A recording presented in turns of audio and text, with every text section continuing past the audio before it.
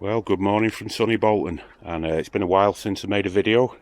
Been suffering with middle-aged aches and pains, and I thought we'd just do a little catch-up video today about our food growing efforts during the pandemic. So just a quick few words about this garden.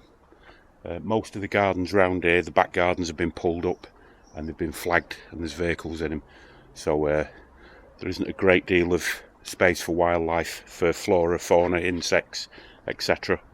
So our garden is a bit of a balance between edibles, perennials, shrubs, trees, climbers, and it has paid off. There's plenty of wildlife, lots of different sorts of bees and pollinators. So back to the food growing. So over here we've got some beetroots growing in a box. We've got a young courgette plant and some blackberries from cuttings. And in this old portable greenhouse here, we've got some hard as nails tomatoes, mainly Glacier, and these have been in here for about 2 weeks. Previous to this, we had some overwintering broad beans in here. So further up the garden, it's a bit of a mess at the moment because we're trying to sort things out. So in here there's plenty of different herbs and more blackcurrant cuttings. Then we've got the onion raised bed. These will be ready in about probably 2 or 3 weeks. Red onions. Bit of a mess in here. We've got some garlic at the back coming towards the end of its season, and some red cabbage, and plenty of blackcurrants on this bush here. These will probably be ready in the next sort of 2 or 3 weeks. And then we've got, going up the path, we've got 2 grapevines and some very, very young red grapes there coming through. And we've cropped all the wild garlic from this area, and there's ground elder, mountain spinach, then onto the cherry tree. Absolutely swollen with fruit this year. We're going to have to net this soon as they've just started to ripen and go red. And then over in this corner here we've got oca tubers, edible giant sunflowers, dwarf French beans and main crop potatoes.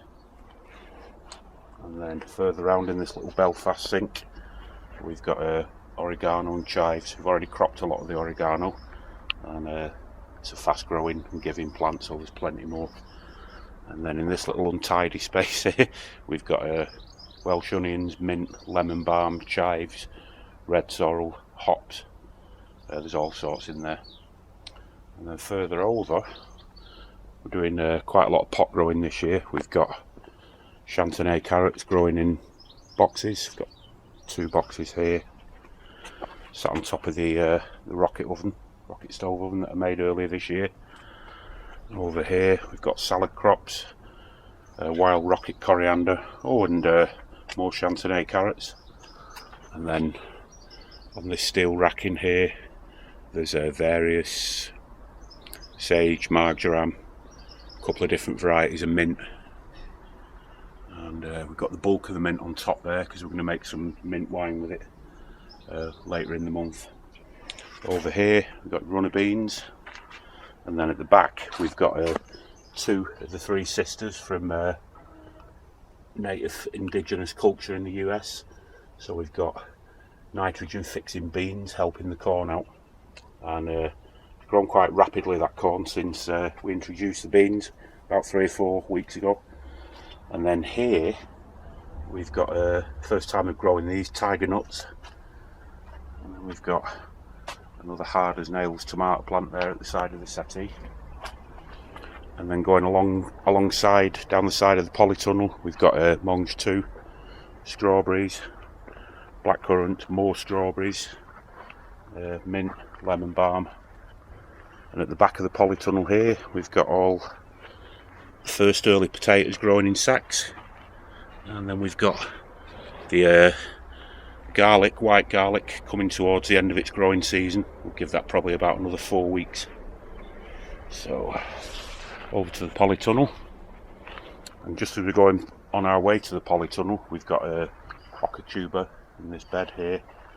We've got tomatoes, and then we've got runner beans growing up this metal trestle.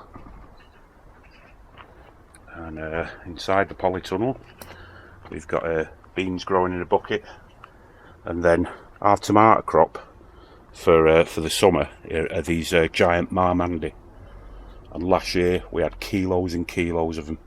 So these have just about started to produce flowers in the hanging baskets.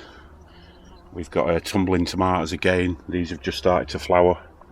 And then over here, these are all the sort of young chilies, aubergines and peppers. So as I say, it's a bit of a mess at the moment, but we're trying to pot everything on into the final positions where they're going to stay.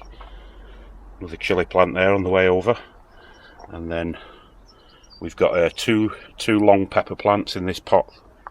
They've started to come on a little bit more. 2 gherkins here, and we've got a bag underneath the table with main crop potatoes. Another courgette plant here, and loads of seedlings, rather large seedlings there, cardoons. And we've got, I'm not quite sure what they are, let's have a look. That's a flat leaf Italian parsley, and more young seedlings down there. So basically this is kind of a response to the COVID pandemic, but we always grow tons of food every year if we're able to, as we try to reduce our bills and basically to know where our food's coming from. So this garden's completely organic. Oh, let's just introduce you to the bay bush there. That's really come on in the last 4 or 5, 6 weeks, maybe down to the dry weather. But there's going to be we're going to crop plenty off that soon. And then hidden amongst the flowers, there's 2 or 3. You probably can't see with this crap camera on this phone, but there's 2 or 3 blueberry bushes there. So yeah, everything's really taking off at the moment, as you'd expect this time of the year. And we'd like to wish everybody who's growing food this year the very best of luck, and we hope you get really good results, and we hope that everybody's feeling safe and sane during these tricky times under this appallingly managed pandemic. So it's over out from me, and hope you have a good day. See you soon.